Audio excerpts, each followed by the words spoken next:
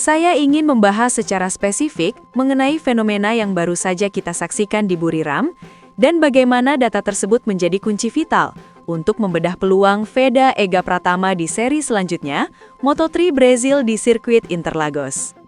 Mari kita duduk sebentar dan melihat ini bukan sekadar dari hasil finish kelima yang impresif, tetapi dari perspektif sistem dan kemampuan adaptasi seorang pembalap. Banyak orang mungkin terbuai dengan euforia posisi 5 besar di balatan debut, dan itu wajar, karena pencapaian tersebut memang luar biasa. Namun, sebagai analis yang menyukai detail, saya melihat ada hal yang jauh lebih menarik di balik angka tersebut. Proses pengambilan keputusan Veda di atas lintasan. Tesis utama saya untuk analisis kali ini sederhana. Veda Ega Pratama bukan hanya cepat, tetapi dia memiliki kecerdasan spasial yang jarang dimiliki rookie, dan inilah senjata utamanya untuk menghadapi tantangan teknis di Interlagos nanti. Mari kita bedah taktiknya, dimulai dari apa yang terjadi di Thailand. Kita tahu, Buriram adalah sirkuit dengan karakter stop and go. Apa artinya bagi pembalap? Artinya, ritme balapan sangat dipatah-patahkan oleh pengereman keras, hard braking, dan akselerasi spontan. Di sini, stabilitas pengereman adalah segalanya. Data menunjukkan Veda finish hanya perpaut 0,114 detik dari posisi keempat. Dalam dunia Moto3 yang selisihnya seringkali setipis kertas, angka ini menunjukkan bahwa Veda mampu menempatkan motornya di titik pengereman yang tepat, bersaing dengan pembalap yang jauh lebih berpengalaman, dan yang paling penting, dia tidak panik saat berada di dalam grup atau pack yang padat. Namun, Veda sendiri mengakui kepada media bahwa dia sedikit kesulitan atau struggle dalam manajemen ban. Ini poin yang sangat krusial untuk kita bahas secara edukatif. Mengapa rookie sering kesulitan manajemen ban? Jawabannya biasanya bukan pada setup motor semata, melainkan pada throttle control atau kontrol gas. Saat pembalap merasa tertekan untuk mengejar atau mempertahankan posisi, kecenderungan alamiahnya adalah membuka gas lebih agresif saat keluar tikungan. Ini memakan karet ban lebih cepat, terutama di sirkuit panas seperti Buriram. Pengakuan jujur Veda ini justru sinyal positif. Dia sadar akan kelemahannya, dan kesadaran adalah langkah pertama menuju perbaikan. Sekarang, mari kita proyeksikan data ini ke tantangan berikutnya, Interlagos, Brazil. Perubahan dari Buriram ke Interlagos bukan sekadar pindah negara, tetapi perubahan filosofi lintasan yang drastis.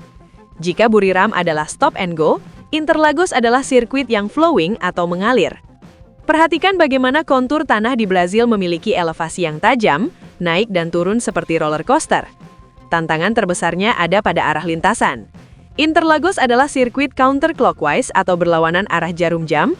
Bagi teman-teman yang mungkin belum familiar, sirkuit berlawanan arah jarum jam memberikan beban fisik yang sangat spesifik pada tubuh pembalap, terutama pada otot leher bagian kiri.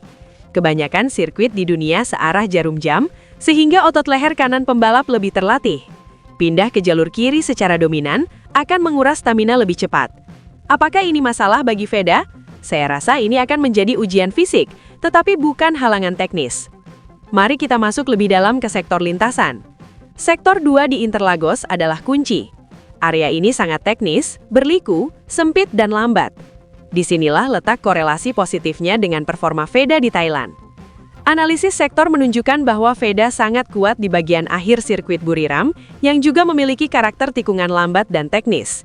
Ini mengindikasikan bahwa Veda memiliki feel atau rasa yang bagus terhadap front-end motor saat menikung di kecepatan rendah.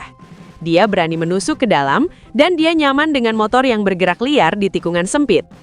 Jika kita melihat sektor 2 Interlagos, itu adalah area di mana corner speed dan kelincahan motor lebih berharga daripada top speed.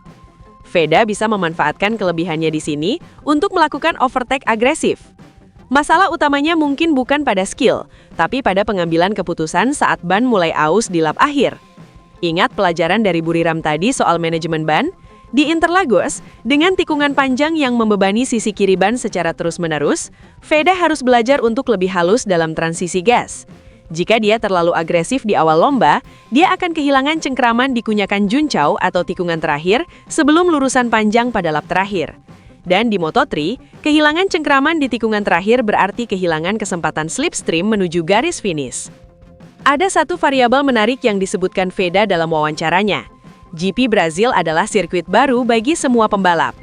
Pernyataan ini sangat cerdas. Dalam balapan, pengalaman adalah data.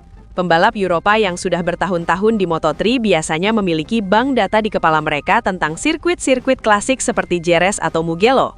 Tapi di sirkuit baru seperti Interlagos untuk kalender musim ini, semua orang mulai dari nol. Baseline setup motor harus dicari dari awal. Titik pengereman harus diraba-raba saat latihan bebas pertama. Kondisi nol ini adalah penyeimbang yang luar biasa atau the great equalizer. Keunggulan pengalaman veteran menjadi sedikit berkurang dan kemampuan adaptasi murni menjadi raja. Veda sudah membuktikan adaptasinya. 150 lap di Buriram dan 69 lap di Portimao menunjukkan kurva pembelajaran yang sangat tajam. Dia cepat belajar. Jika dia bisa menemukan ritme sejak latihan bebas pertama atau FP1 dan tidak membuang waktu untuk kesalahan-kesalahan kecil, dia punya peluang besar untuk langsung kompetitif. Lalu bagaimana dengan prediksi realistisnya? Melihat konsistensi Veda yang mampu menempel grup depan melawan motor-motor KTM yang dikenal memiliki akselerasi kuat, saya melihat potensi Veda untuk kembali bertarung di 5 hingga 10 besar sangat terbuka. Namun ada syarat taktis yang harus dipenuhi. Pertama, kualifikasi. Di sirkuit sempit dan teknis seperti Interlagos, posisi start sangat menentukan.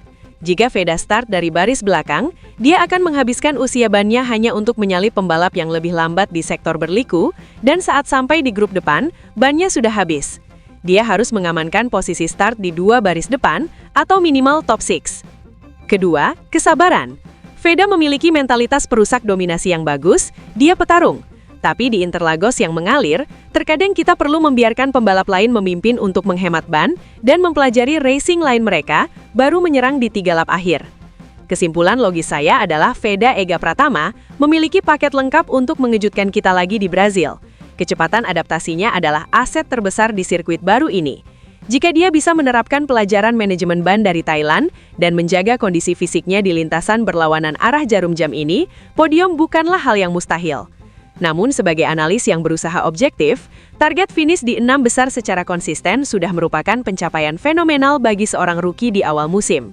Kita akan melihat apakah Veda mampu mengubah pelajaran tentang manajemen ban di Thailand menjadi eksekusi yang lebih matang di Brazil.